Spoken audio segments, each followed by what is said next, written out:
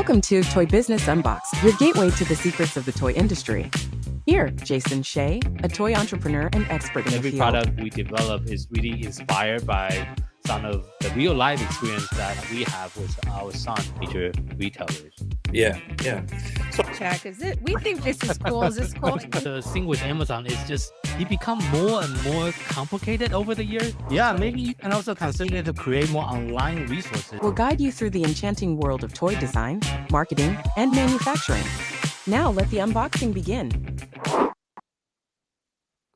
Hello. Welcome back to another episode of Toy Business Unboxed podcast, where we unwrap the latest story behind the toy businesses and behind the wonderful businesses that are supporting and making a differences in the toy industry. I'm your host, Jason Shea, and today I'm thrilled to have Richard, the CEO of Pico Entertainment, on the show. And get ready as we dive into an exciting world of toys and manufacturing. And I think we'll be talking a little bit about project management as well. Thank you for joining us today, Richard. It's good to have you on the show. Hey, thanks, Jason, for having me on. It's good to be here. Yeah, so can you first start out with the kind of tell us about your journey into the toy industry from your background, back in, I think you have a lot of background working in Asia in the past as well. Can we start there? Yeah, definitely. So, if you want to go really far back, originally I come from a graphic design and running printing presses background. So when I first started off in the industry, I was doing book printing, which included stuff like, Dungeons and Dragons books and stuff like that. Oh, Um, okay. so that was like my first job out of college. Did that for about 4 years, and then ended up going and working for one of those companies that did D&D books. It's Okay. actually a board game company, and that was kind of my Yeah, start into the whole toy industry. Because they not my only son play touch. that. My son play D&D. Oh yeah, I Yeah, actually still play it nowadays. yeah. Mhm. I ran. We'll get into it a little bit later, but I actually ran one of the only English language D&D groups out in Hong Kong. Oh, whoa.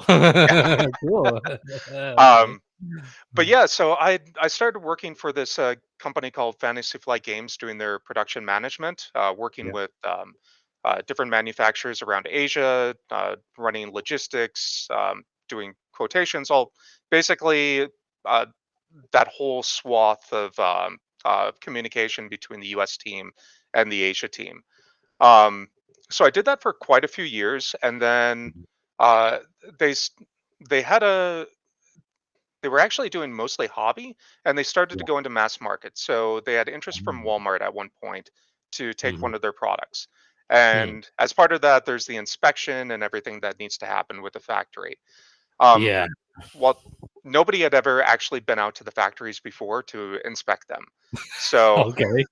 um, so I was basically told, "Hey, Rich, you're doing this. You know the most about it. We're going to send you out, and we're going to do a pre checklist to make sure that we don't have any problems." Mm. Okay. So I went out there. I spent a couple of weeks there, and really enjoyed myself. I liked working directly with the manufacturers on things.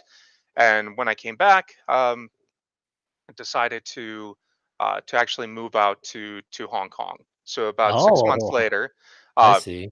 now open book, I met my current wife while I was Mhm. on this trip, who's Sure. also from the toy industry. She's done Oh, everything from Toys R Us, Animal Alley, and even McDonald's oh, toys.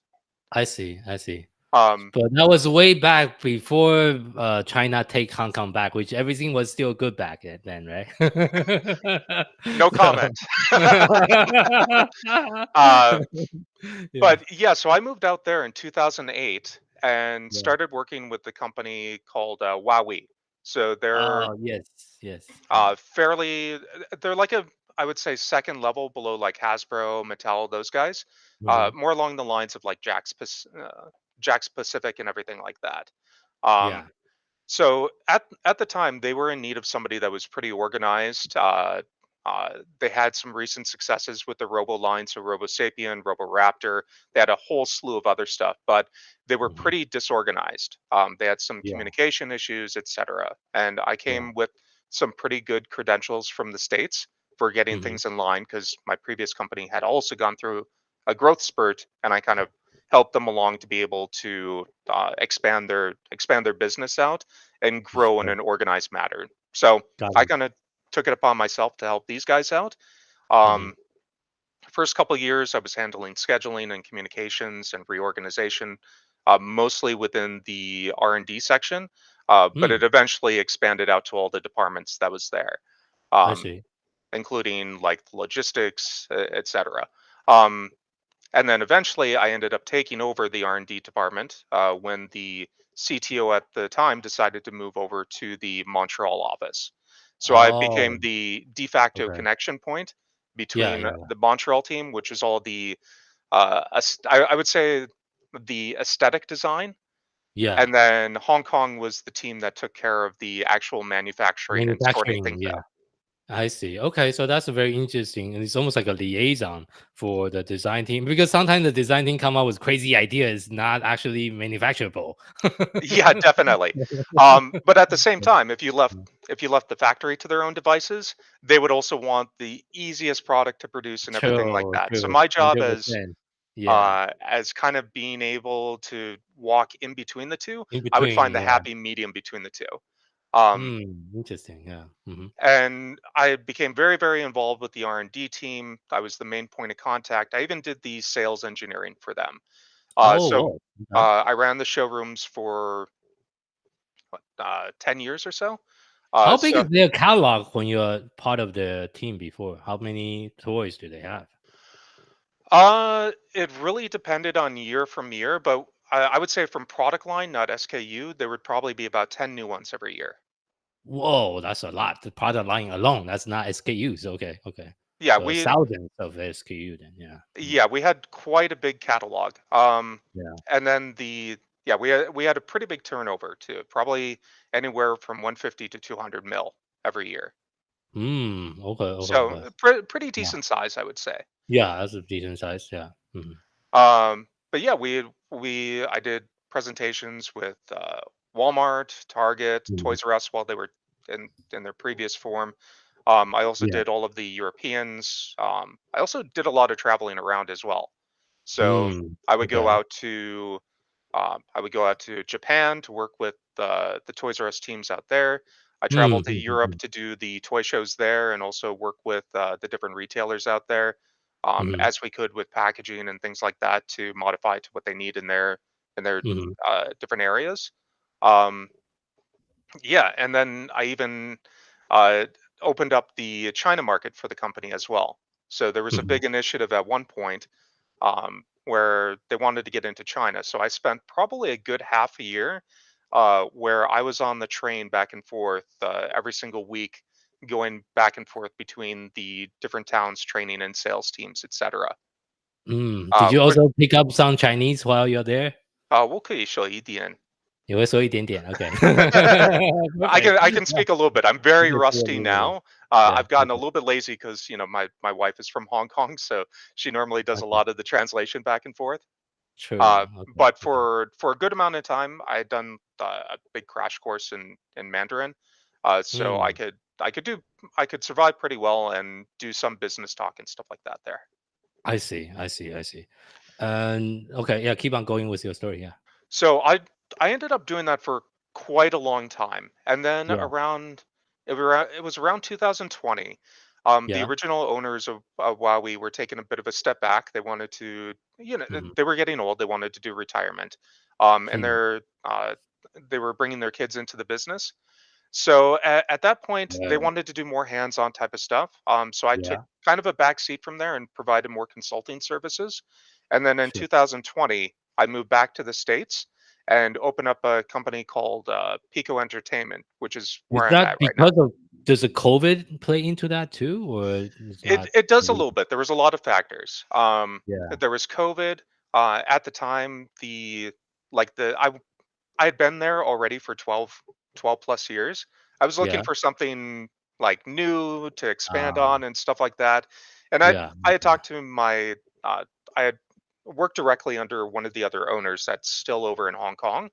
mhm, Um, and I had mentioned to him before that I was looking at expanding into other areas and stuff like that. And him and I still yeah, communicate. It was a very mhm. amicable type of separation. Got it, got it, got it, got it. Okay, and so you started your own company, and what do you do with your current company exactly?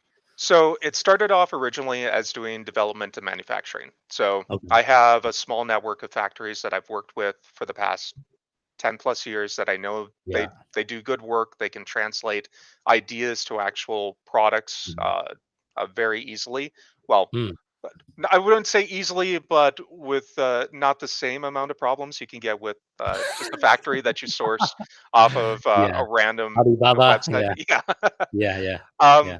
so we have that network, but then we also did that type of sourcing, but we go in and also vet their teams as well with Mm. discussing with them. So um, Mhm.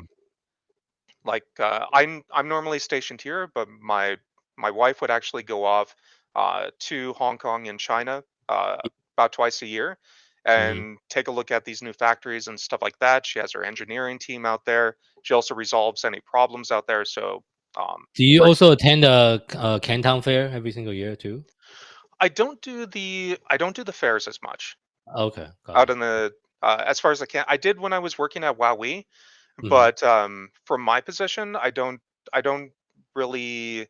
I see. It's not an effective Got part of it. our time.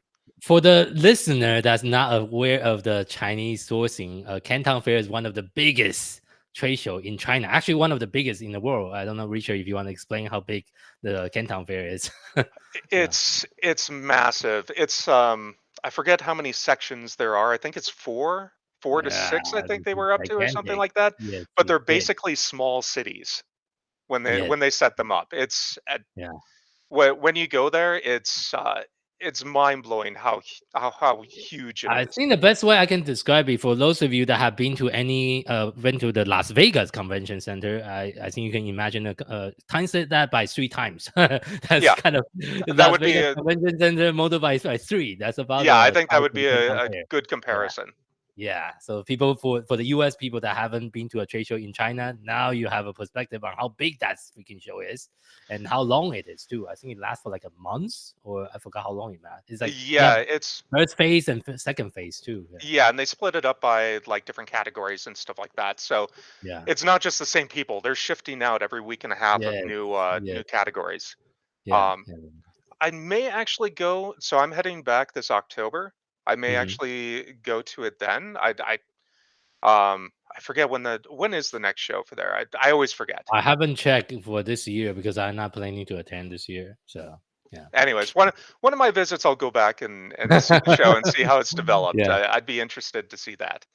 Yeah, yeah, yeah, yeah. So I guess the next question I have is how has your experience in Asia, which you have many years of experience working in Hong Kong and working with all the like manufacturers in Asia, how does that influence your current approach to manufacturing and also retail consulting when you're working with the US company right now? So I think a big part of it, from my side, is it goes back to my experience where I was kind of that point person between the two sides. There's the Yes. manufacturing side, which I have empathy for their how they want to do things, but I also know Yeah. from the state side, they have their idea on what their clientele need to be able to sell a product on the market. So Sure. I kind of look at four different pillars or Hmm. four different circles in a Venn diagram to make something successful. Yeah. um, you have your aesthetic stuff, which is Yeah. normally provided by the US team. You Sure. have your functions or your selling points, Mm, yeah. Hmm. which you don't want to go overboard on that, or you have too much there. Um, Hmm. you want to get that. You want to have those functionalities that those it's those three call outs on the box, right? Hmm. Yeah. Um, then you want to look at the manufacturability side of things.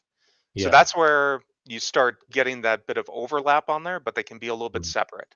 Mm-hmm. So for example, you have this great looking product. Um, you made you made some samples, you send it over. Um, it's probably not going to be manufacturable the way it is. They may have like Yeah. undercuts on the mold.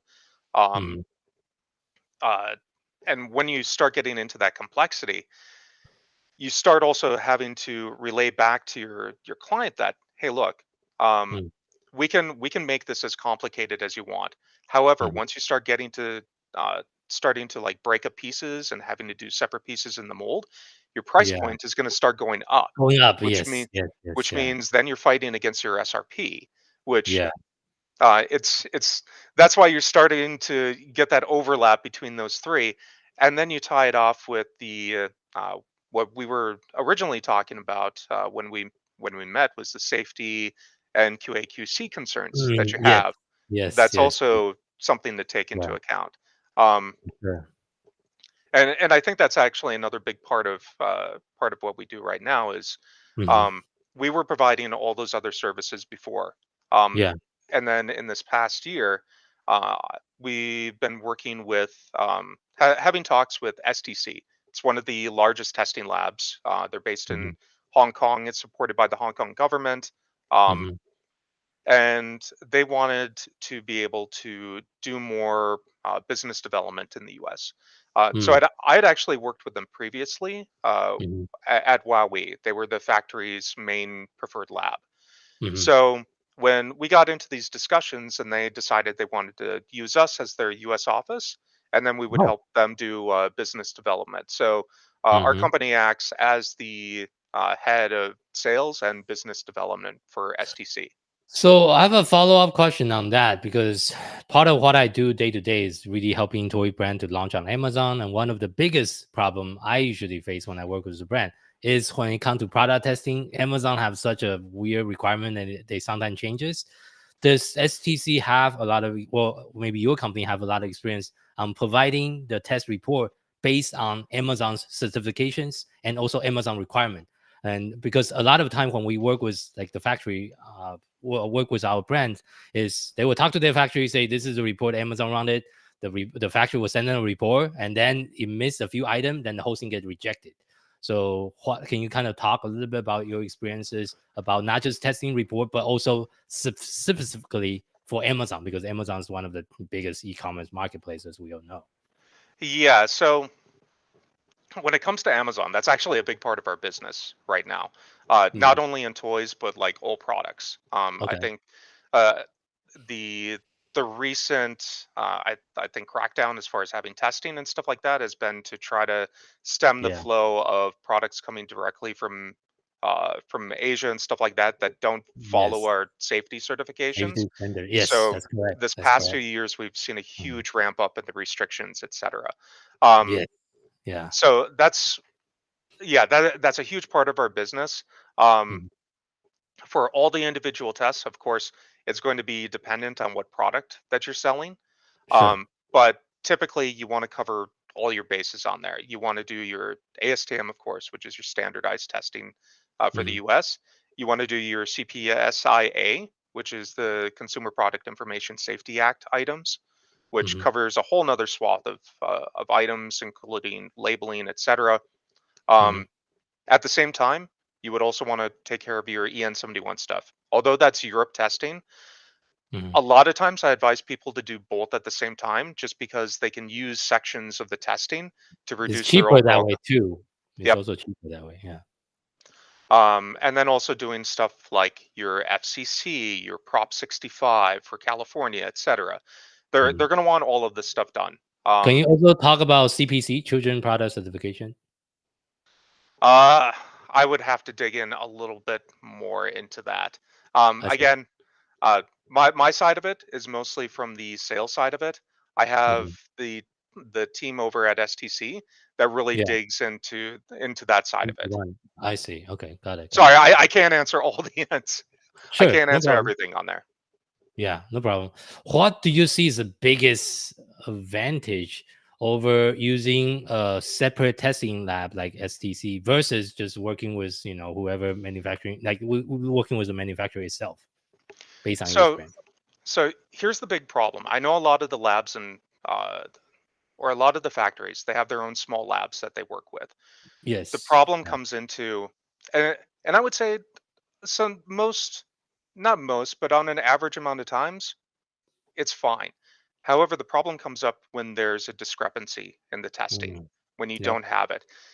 Those smaller testing labs may not be certified globally as far as being recognized as far as their testing is concerned.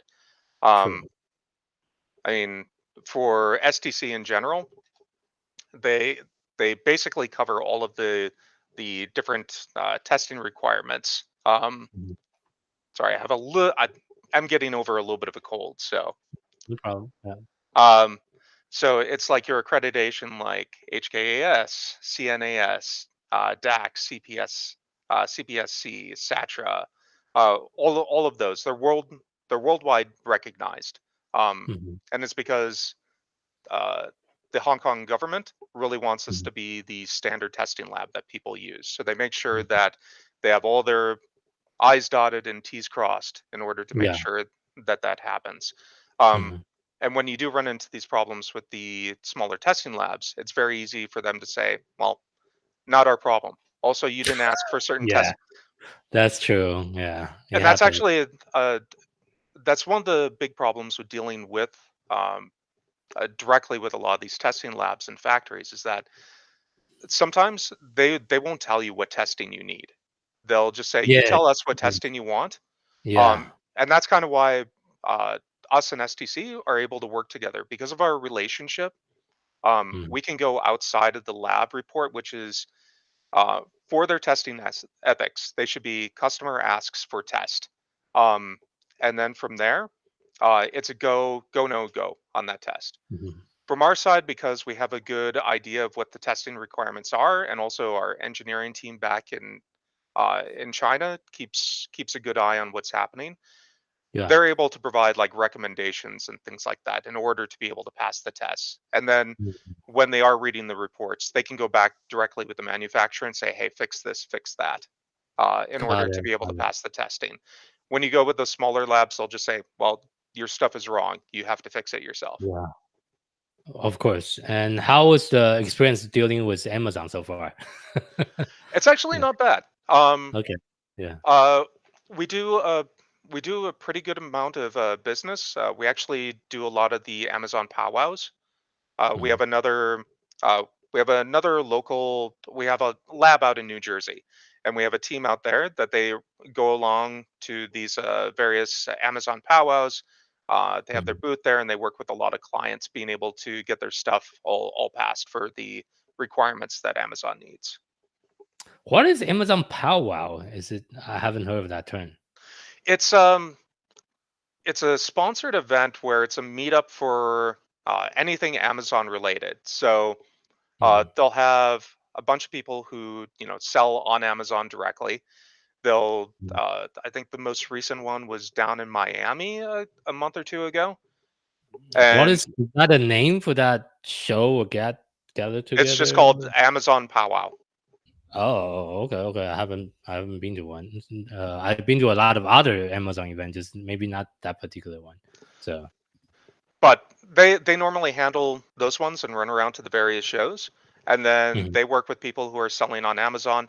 It's kind of a meeting point too, where they have uh, different services with Amazon, like uh, looking at sales history and algorithms and things like that to be able to Kind of optimize their like stuff. Prosper show. Have you been to Prosper yet? No, I don't think I have. Prosper is actually one of the biggest Amazon seller conference. I'm pretty sure it's a lot bigger than Powwow, maybe Oh twice yeah, bigger. definitely. Yeah, I yeah, would imagine the powwows are normally pretty small, but yeah. also from our side of things, Mhm, we typically try to aim for the smaller to mid-sized companies. That's really mhm. where our strong suit is. Uh, we don't go after the very large retailers or anything like that. We like to work really closely with our clients. Well, I think it's because when the toy company when to a certain size, they have an in-house testing team as well. Yeah, So they'll they don't eventually really, yeah, transition over, and yes, then yes, yes, yeah. which is always a good thing. You want to see them be successful. So. Yeah, yeah, yeah, yeah. That's the same challenge I'm facing. We kind of need to work with a little bit smaller client, usually under 5 million in annual revenue for it to make Mhm. sense. When you go beyond that, they have a big in-house team. They don't really need a third-party consulting company anymore. So yeah, Which not is good though. I yeah, always feel good about it because you're like, yeah, I trained them up in that. They're able to, they're able to take for off and sure, do their own thing now. for Um, sure, for sure, for sure. Yeah, and I mean that's another big thing I do as well is the optimization, communication management. Um, we were talking a bit before the show. I'm yeah, actually a PMP and also a Scrum Master because yeah. Tell me more about that. I'm very interested to learn more. Yeah. so I've been as I mentioned before, I was doing like scheduling and stuff like that before, but Mhm. effectively, I've been a project manager since almost 20 years. Not always with the Mm. certification, but in Sure. one form or another, I've been there. Yeah. Um, so uh, throughout throughout my history, I've not only done like your typical waterfall stuff, which is working with the factory. There is the agile stuff, which is working Mm. with the development teams, and I've Development even team. done software development. So I've done apps and Oh, things like that wow. as well. Okay. Okay. I see. And that's where I got my certification for Scrum Master. So, Interesting. Interesting. And I think before the show, we were also talking about all the different project management software you have used oh as well. yes, because Yeah. Yeah. so uh, I'm not sure from your experience, but a lot of times companies Mhm. will start off their development and everything like that, and they'll get to a certain point until they run into a problem. So they already have a preset way of wanting to run their projects and everything like that, and then we Sure. jump in. So one of the things I've been really good at is being able to jump onto their current platforms. So Mhm. we were listing off the different stuff I've done project management on. Yeah. Right. Mm. Monday.com, I've done Asana. Um, my original background is doing Microsoft Project for everything. Mhm. Um, Yeah. I've also done Jira, and I think there was a few others that Mhm. I think they were used for a couple of years and then they dropped off into the ether. Um, Got it. Mhm. But yeah, I would say from my standpoint, my two favorites are probably MS Project because I I Mhm. I am from that I am from that world. I know Yeah. you're like Old that's school. very very old. Uh, Yeah. but the other one So, I liked a yeah. lot was Asana. I think those Oh, two. yeah. Asana. Yeah. Okay. Got it. Got it. Um, yeah, those two are probably my favorite. But I'll normally jump in and learn how to do whatever project management software the client is working on. And then Mhm. later on, if they want me to improve on their optimization and communications and stuff like that, I'll do recommendations as far as uh, Yeah. not only my recommendation, but if they have a software that they really want to push through. So I have one client right now who really likes Monday.com. Mhm. So they want to make it a centralized part of their company communications and moving away from email.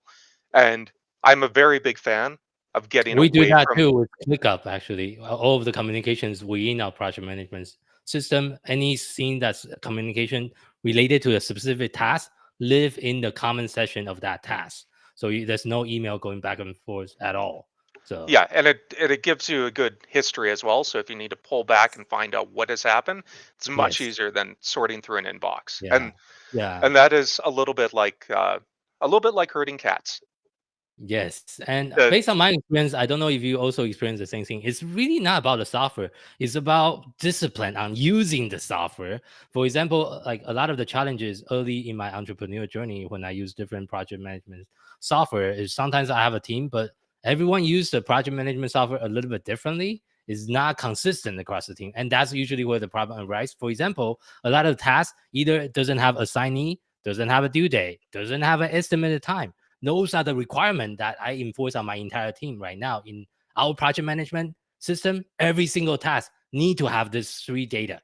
Otherwise, it doesn't happen. If it doesn't happen in our project management system, this thing never existed in our company. We really need to enforce that in order for it to work. and I So, would add on top of that, one person accountable. When oh, true. True. Yes, when yes, when yes. you Yeah. one big problem I found is if you assign a ton of people to a task, Mhm. they'll always assume the other person is taking care of it. So 100%. Yeah. So we one thing also that do I that normally to hammer down the is user. who's the one signing that the task is done at the end of the day. Okay, Mhm, that's the person going on there. You can ask whoever else you want for help. Um, mhm, you have a cross-functional team to be able to help you out, but we need to make one mhm. person that's being the accountable person for getting this done. And that's Yeah, a and very big change of mindset. 100%. And the other thing I like to do is for to create different automation across the processes within the project management system. Like for example, in ClickUp, I can just use today's podcast as an example. The podcast we have like 6 different stages. Each different stages have different workflow and different SOP related to each stages. For example, right now we're doing the recording. That's a recording workflow. When we're doing the scheduling, there's a schedule workflow SOP, and when we're doing post-production, there's a post-production related SOP and workflow. I'm in a fan of the SOP should live inside the project management software as well. So it's all in one place. Sometimes people have like a whole separate SOP library. They need to go find stuff. It doesn't always tie to the project management system. And I see that was a common disconnect based on the toy company I work with in the past, and even with my own toy company. So that's another thing. I don't know. Do you have any best practice as far as integrating the SOP with the project management system? Yeah, I'm a big fan of one point of truth. Hmm. And that typically ends up being the project management software. Whatever you end up using, it needs to be centralized and needs to be the one source of truth. Yeah, So, yeah, yeah, for example, um, we had a company that was using uh, they were using Asana, and then they're using Trainual for a lot of their I know training. stuff Yeah, off for to the training. side. Yeah, They also had they were using SharePoint for other stuff, and it's like no, no, no, no, no. You yeah. can still have those tools available, but we need to pull that in all into one spot. So One, yeah. if you have one person, if you have a new person coming on, you point them Hmm. to one place, and they're able to find all the information that they need to be able to get their job done. So Yeah, I have a running. I normally do a running page of terms and definitions as the first thing that I do with all my clients. Is like, yeah. okay, you have a lot of terminology that you use within your company that Hmm. may mean different things depending on who you're talking to. Hmm. What is a new item for you? What is, what's a reprint? Yeah, Going down this list and figuring out what all that and is. the beauty with AI nowadays, you can actually create a like initial draft of the SOP using AI. I use it all the time when I create SOPs. And also, I don't know for those listeners that's using Loom. Loom have the latest AI function. You can record a video of you doing a certain task. Then based on that video transcription, the Loom can turn it into SOP, like written SOP, based on the video you recreated. So you don't need to type everything out. You just record it one time. Everything using AI will be translated into a step-by-step SOP that your team can follow. So I'm 100% in favor of using more and more AI. I'm actually working on a book for AI, using AI for toy marketing right now. So yeah, so Yeah, I'm on the side of pro AI. mhm, I think it's a great tool.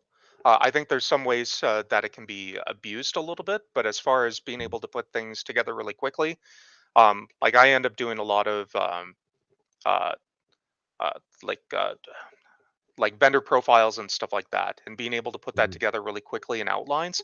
It's very easy sure. just to get an AI. It does your first draft for you, and you are just able to go in and make the corrections that you need on there.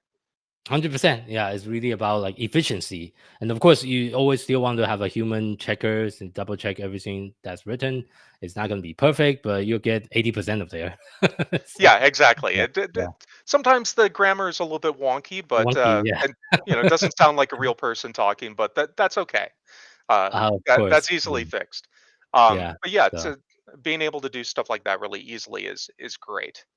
yeah. Also for just being able to do.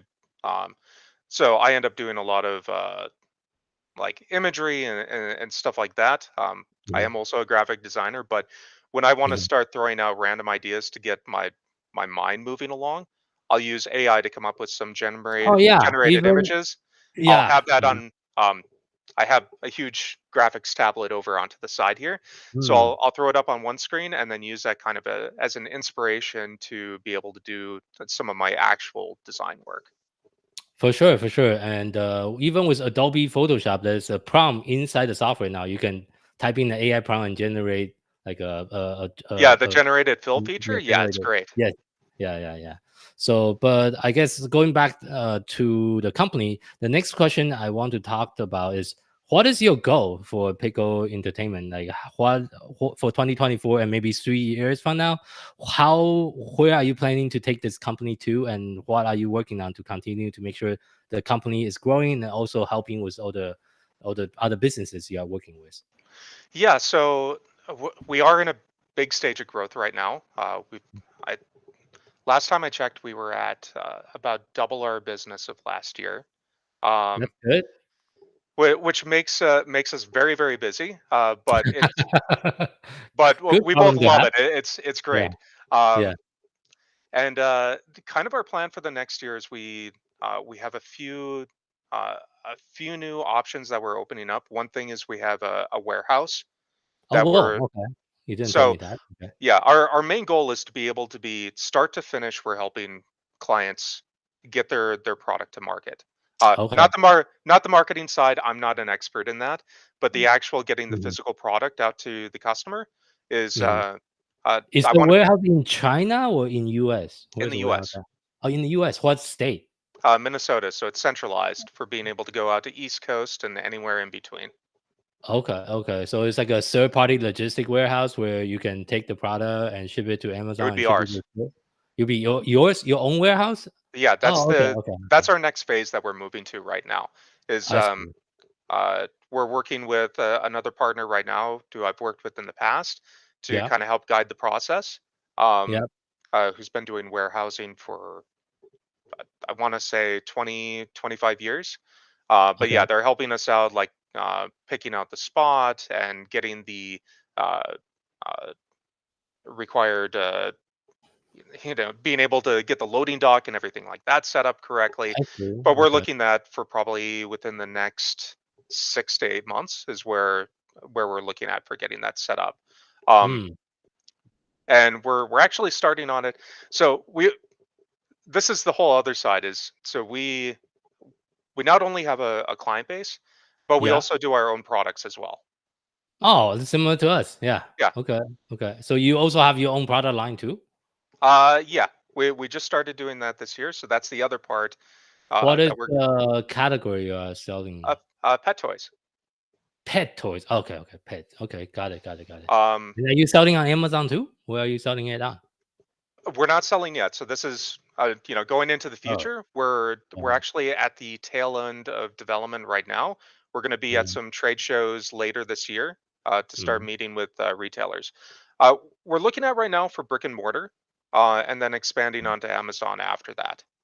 Sure, sure, sure. Yeah. Let me know if you need some advice. I don't Oh do yeah, pet. definitely. I can give you Yeah, some hinter. yeah. I'm only doing toys, but no pets for me.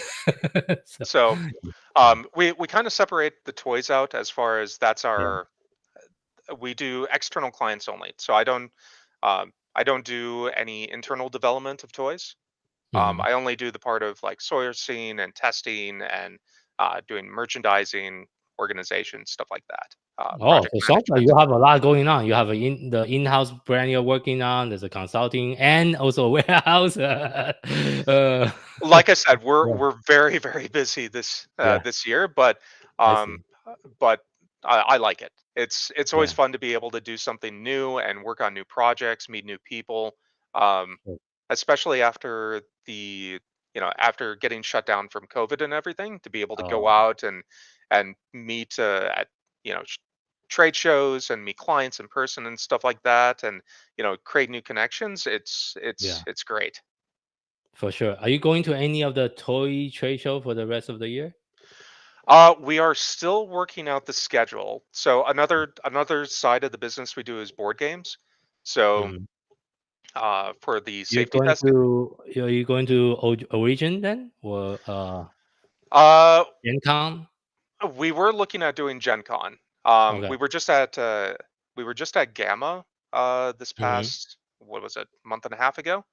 Okay. Um, and then we're kind of deciding what to do from there. Hmm. Um, Okay. I forget the name of the other trade show. I'm sorry about that. My wife has been she's like the logistics expert. I kind of show up Yeah. and talk to everybody and be excited Yeah. about the stuff that we're doing. Are you But having she a booth or are you just walking the show? so um so for the toys and board game stuff, we walk the show, Okay. because we're mostly external and we want to be able to. We don't want to just sit down at a booth. Um, Mm, I kind of find that um, being just at the booth and stuff like that, especially when we're trying to find out what everybody else is doing and how we can help out, um, it isn't uh, it isn't an effective use of our time. mhm, For the uh, pet toys and everything like that, we're our partner that we're working with on that. They'll o actually have a booth mm, over at the Again, I'll have to look up the trade show. I wasn't.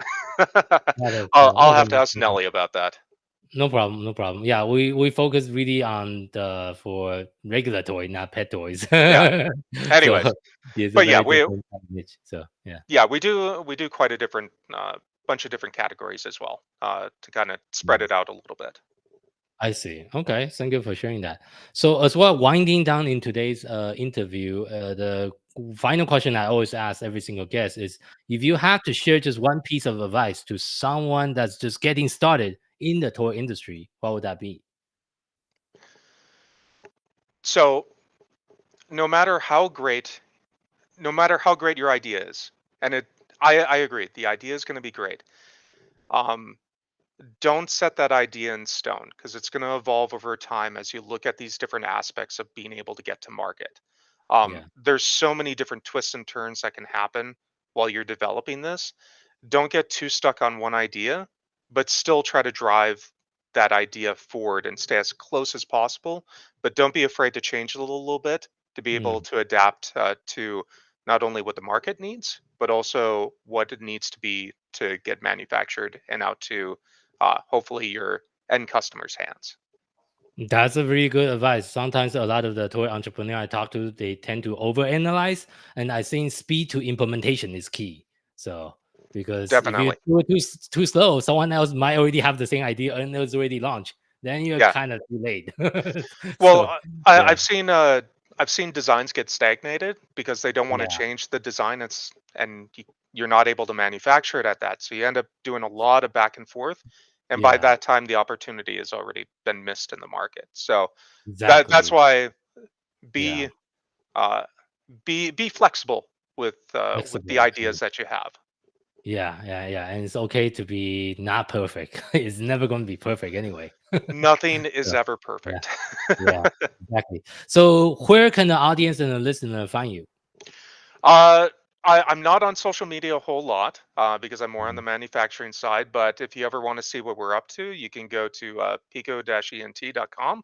That's our main mhm. landing place that we go. Otherwise, um, if there's any specific questions or anything like that, we're on LinkedIn, or you can always find our contact information directly on the website.